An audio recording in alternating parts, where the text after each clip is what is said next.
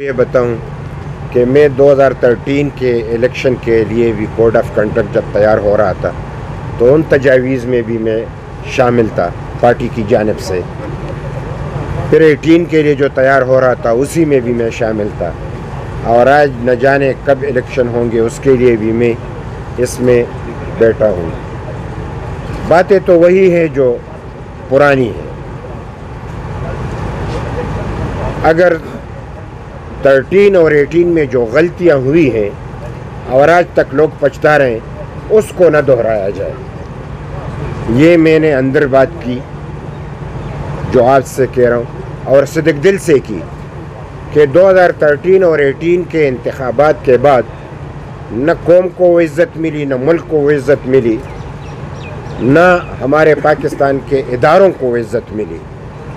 ہم چاہتے ہیں کہ کوئی ایسا طریقہ کار ہو کہ اب جو تجاویز تمام سیاسی پارٹیوں نے دی اور اس پہ بات ہوئی تو اس میں تو اکثریت ایکٹ ہے, ایکٹ میں ہم ترمیم کر نہیں سکتے.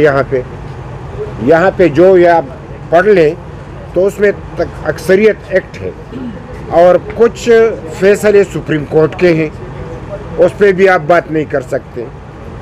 تو یعنی رہ جاتی ہے چند ایسی باتیں کہ وہ الیکشن کمیشن والے کہہ دیتے کہ ہم اس پہ غور کر لیں گے, اس میں شامل کر لیں گے.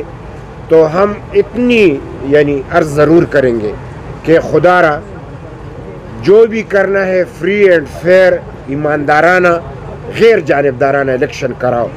کبھی تو اس ملک میں الیکشن کمیشن کا بھی بول بالا ہو, اس ملک کا بھی بول بالا ہو, اور حقیقی الیکشن ہو, اور جو بھی جیتے, جس میں یہ الیکشن ہوتا ہے, جو بھی جیتے وہ اس کے حوالے کیا جائے. یہی ہم نے وہاں پہ بات کی, اور یہ آپ سے بھی پاکستان تحریک انصاف کی جانب سے چیف الیکشن کمشنر پر اعتراض ہوئے, سامنے آ رہا ہے کہ وہ غیر جانبدار تھے.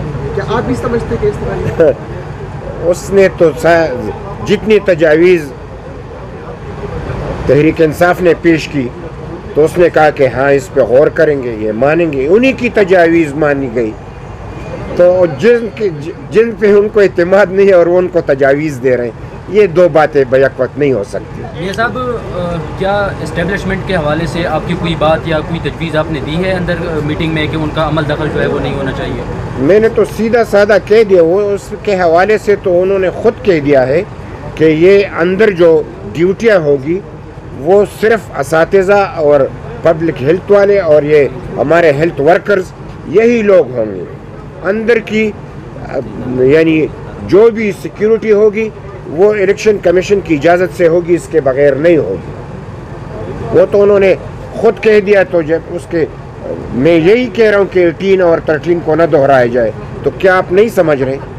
یہی بات اسپیشلی ANP کا کوڈ آف کنڈکٹ کے اوپر اس کے اندر کوئی ایسے نکات آپ نے پوائنٹ آؤٹ کیے ہیں کہ جو ماضی میں تھے اور اب نہیں ہونے چاہیے, یا کوئی نئی چیز اس میں ہونی چاہیے؟ میں تو یہی کہہ رہا ہوں